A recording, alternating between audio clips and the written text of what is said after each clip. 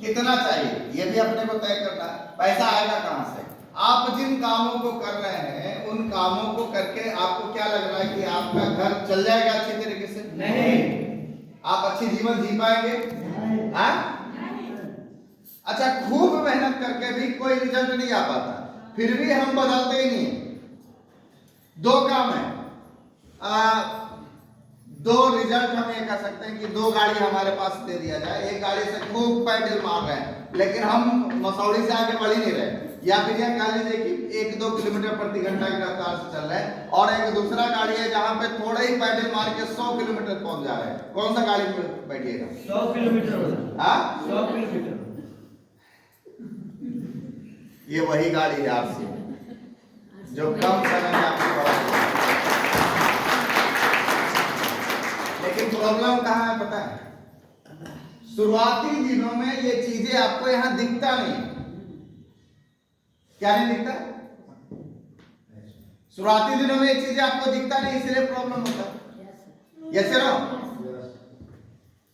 अब आरसीएम क्या दे सकता है ये समझते हैं। आरसीएम में क्या करना होता है? यहां पैसा कैसे आता है? दो तरीके से पैसा आता है। पहला यूज करके और दूसरा प्रमोट करके। कितना मिलेगा? 2% से शुरू होता है कहानी, है ना? 2% कितने पीवी पे आएगा? 5000 पीवी पे 2% आता है। 50 करोड़ तक आपको पहुंचाएगा। 50 करोड़ पे कितना परसेंट मिलेगा? 22। उसके बाद 8, 22, 8, 30, 5 टेक्निकल 35, और उसके बाद 6% आपका जो ये बोनस का मिलता है। ठीक है, कितना हो गया? 41% हो गया। तो 50 करोड़ पे 5000 पे 2%, मिनिमम कमीशन कितना है? एक आदमी सिस्टम में आया, 5000 पे 2%, उसको मिला कितना? मिला 100 रुपया। जैसे नो, लेकिन जब आप 50 करोड़ पे आएंगे तो यहां पे मिनिमम कमीशन कितना है? Minimum 35 lakh. Minimum 35 lakh. Minimum 35 lakh. अब ये 35 लाख क्यों है समझिए। क्या करके हम इस जगह पे पहुंचेंगे? दो काम करना है, पहला यूज, दूसरा प्रमोशन। पहले खाना है, दूसरा बताना है। अच्छा, ये दो काम आप लोग को करना आता है? Yes sir. कितने लोग को आता है? खाना और बताना, यस सर। खाना और बोलना आता है ना? Yes sir. खाना और गाना ही तो है ना? यही तो वो तो काम है। खाने से क्या मिलेगा इसको समझिए, थोड़ा फास्ट करते हैं। हम तो ये कहते हैं कि 5000 रुपए का अगर हमारा हर महीने का खर्चा है तो 12 महीने में हमारा खर्चा कितने का है? 60,000। 60,000 रुपए का। पूरे जीवन में हम कितना खर्चा करेंगे? औसतन एक आदमी 70 साल जीता है, 20 साल की पढ़ाई लिखाई की जिंदगी को छोड़ दीजिए, तो 50 साल करता क्या है? कमाता है, अपने और अपने परिवार का पेट पालता है। तो एक साल में हमारा खर्चा 60,000 का, तो 50 साल में जी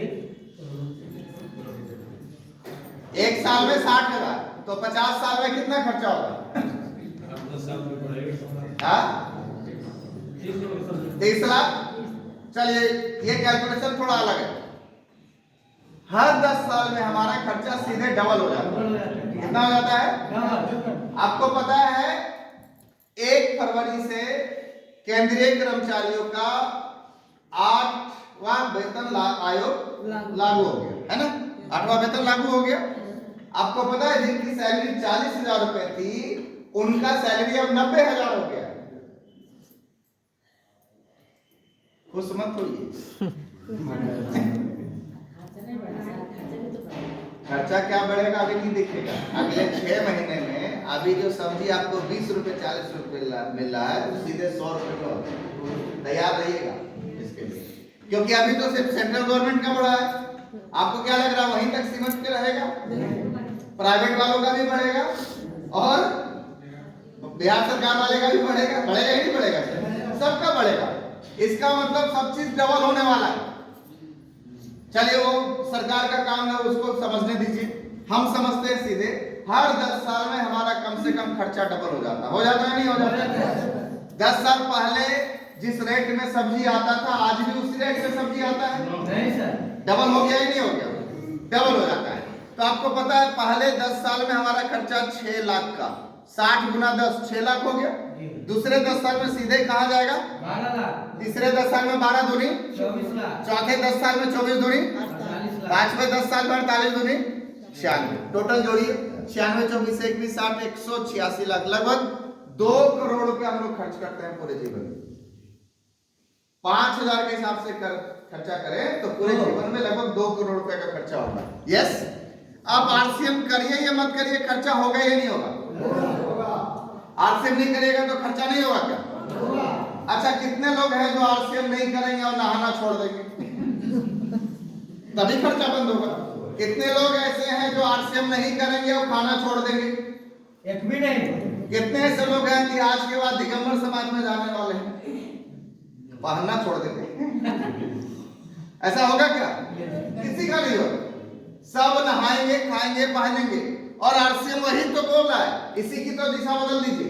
बाहर करेंगे, ओरिजिनल मिलेगा कि नहीं मिलेगा इसकी भी गारंटी नहीं। अब आप सोचिए, संसद में ये मुद्दा उठ गया, नकली का मुद्दा उठा ना?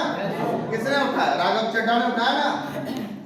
राघव चड्ढा ने संसद में मुद्दा उठा दिया कि हर चीजों में लगभग नकली आने लगा।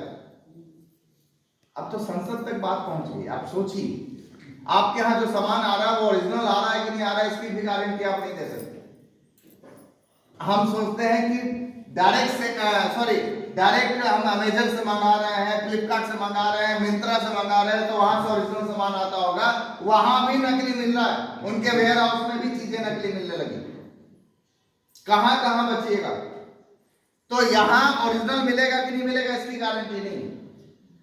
जैसे ही इसकी दिशा बदलते हैं तो प्रोडक्ट ओरिजिनल मिलेगा, इसकी गारंटी है? यस। क्यों मिलेगा? क्योंकि कंपनी से डायरेक्ट हम लोग तक सामान आता है। अब ओरिजिनल मिलेगा तो हमारा पहला चीज ठीक होगा, क्या? हेल्थ। पहला सुख, निरोगी काया। मैक्सिमम बीमारी तो हमारे डुप्लीकेट खाने से हो रहा है। हो रहा है या नहीं हो रहा है? आप जो मिठाई खा रहे हैं उसके खोवा में मिलावट है ना?